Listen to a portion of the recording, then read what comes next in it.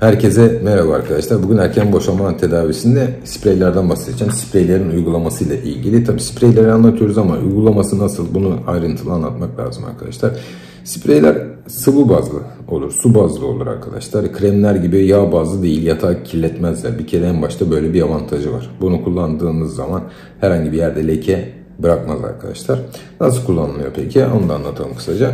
Şunu penis olarak düşünecek olursanız, penisin altına bir fıs sıkıyorsunuz, sağına bir fıs, soluna bir fıs sıkmanız yeterli. Bunu ilişkiden yarım saat önce uyguluyorsunuz. İlişkiye girmeden önce bunu ıslak bir bezle siliyorsunuz. Daha sonra ilişkiye giriyorsunuz. İlişkide başladığınız, yaptığınız ilişki gene erken boşalma oldu. Arkadaşlar o zaman sprey sayısını, fıs fıs sayısını bir miktar da arttırabilirsiniz. Yani üstüne de yapabilirsiniz. Sağına soluna birazcık da arttırabilirsiniz. Eğer 15 dakika önceden yaptıysanız bunu yarım saat öncesine çıkartabilirsiniz. Bunu hani tabii siz tecrübenizle de beraber değiştireceksiniz. Ama şunu rahatlıkla söyleyebilirim ki penisin gövdesine yapmanıza gerek yok arkadaşlar. Penis gövdesi boşalma konusunda çok hassasiyet taşımıyor. Özellikle penisin baş kısmı, özellikle alt kısımları ve yan kısımları hassasiyeti oldukça yüksek. Zaten erken boşalma tedavisindeki amaç da bu penisteki hassasiyeti azaltarak has seviyesine, boşalacağınız has seviyesine ulaşmanızı yavaşlatmak, azaltmak. Ama bir yandan da tabii şunu söylemek lazım. Has seviyesi neden önemli ilişki esnasında? Belli bir has seviyesinin altına kalırsanız ereksiyonu kaybediyorsunuz. Belli bir has seviyesinin üstüne geldiğiniz zaman da boşalıyorsunuz. Amaç bu iki seviye arasında has seviyesini dalgalandırmak arkadaşlar. Böylece istediğiniz kadar ilişki süresini uzatabilirsiniz. Bunun dışında tabii bunu biz gerekirse ilaç tedavileriyle destekleyebiliyoruz. Gerekirse penis başı dolgusu tedavisiyle destekleyebiliyoruz. Penis başı dolgusu tedavisi de yapıyoruz. Yaklaşık 3 ila 5 yıl civarında etkisi var. Çok basit bir tedavi arkadaşlar. 15 dakikalık bir tedaviyle hastanın ilişki süresini 3-5 yıl boyunca kalıcı bir şekilde 3-5 katına çıkartabiliyoruz ilişki süresini. Böyle bir avantajı da var ama tabii şu çok önemli arkadaşlar. Cinsel bilgi çok önemli. Cinsel bilgide ilişki sırasında pozisyon, ritim, derinlik, kalça tabanı kasları kontrolü ve nefes kontrolü, bunlar çok önemli arkadaşlar. Bunları bilmediğiniz zaman da gene bu ilaçları da kullansanız, tedavide kullansanız çok başarılı olamayabilirsiniz. Bir diğer sorun da partnerin bu boşalma, orgazm olma problemi arkadaşlar. Birçok insan erken boşalmayı tedavi ettirmesinin amacı partnerinden sonra boşalmak. Yani ilişki esnasında partnerini orgazm zirvesine çıkarmak, bu zirveye çıkartmak ve orgazm hazzını, keyfini yaşatabilmek partnerine. Partnerin üzülmemesini, her iki tarafında ilişkiden keyif almasını sağlayabilmek. Tabii amaç bu.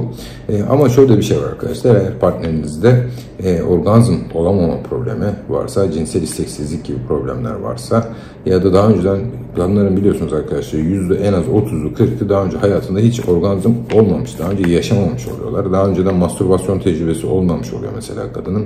Kadın eğer daha önceden mastürbasyon yapmış olsa eğer, daha önceden kendi orgazmını yaşamış olabilir. Klitoral orgazm olmuş olabilir, vajinal orgazm olmuş olabilir. Kadın tabii böyle bir orgazm yaşadıysa ilişki esnasında orgazm olmayı ister. Boşalmayı ister, bir rahatlamayı ister tabii doğal olarak. Ama kadınların önemli bir kısmı, nereden baksan %30'u ya da 40'ı aktif cinsel hayat olsa bile daha önceden hiç orgazm yaşamamış oluyor. Yani cinsel ilişkiden böyle beklentisi de olmuyor. Bu tür durumda siz partnerinizi duvardan duvara da vursanız, yani yapacak bir şey yok arkadaşlar. O zaman partnerinizi bir tedaviye götürmeniz gerekiyor. Daha önceden orgazm olamıyorsa. Bir de tabii şöyle bir durum var arkadaşlar. Çift ilişkisi de önemli. Çift ilişkisinde kadının erkeğine karşı hisleri, arzusu, şehveti ya da hayranlığı diyelim azaldıysa, çift ilişkisinde çatışma, öfke, kin, nefret duyguları yüksekse siz belki hani boşalabilirsiniz ama kadın boşalmayabilir. Kadın partneriniz boşalmaya, orgazm olmayabilir. Bu durum farklı bir durum tabii arkadaşlar. Bir de tabii biz hep ilişkilerden bahsediyoruz arkadaşlar.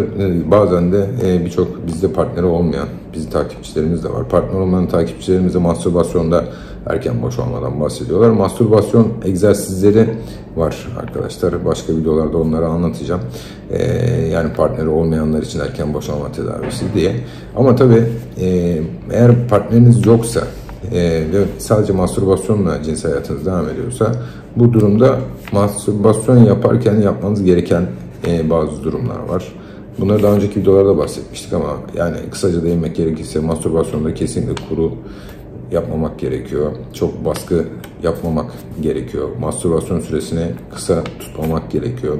Bir mastürbasyon cinsel ilişkiyi taklit etmesi gerekiyor ki daha sonra cinsel hayatınız başladığı zaman yani duvara toslamış gibi kalmayın diye arkadaşlar. Tabii bir de en önemli şeylerden birisi, sonra da sakladık onu ama eğer sertleşme bozukluğuyla ilgili bir durumunuz varsa, erken boşalma şikayetleriniz sonradan geliştiyse, mesela yaşınız 40 oldu artık erken boşalıyorsunuz.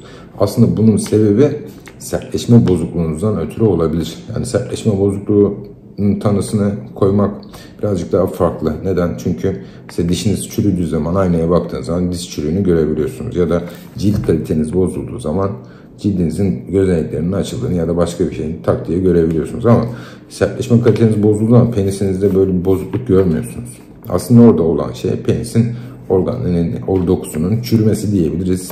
Ya da ne bileyim yaşlanması diyebiliriz. Eskisi gibi elastikiyetini kaybetmesi, penisin organının oksijenlenmesinin bozulması diyebiliriz yani.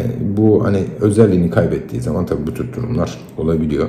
Genel olarak bu şekilde. Dinlediğiniz için teşekkürler, saygılarımla.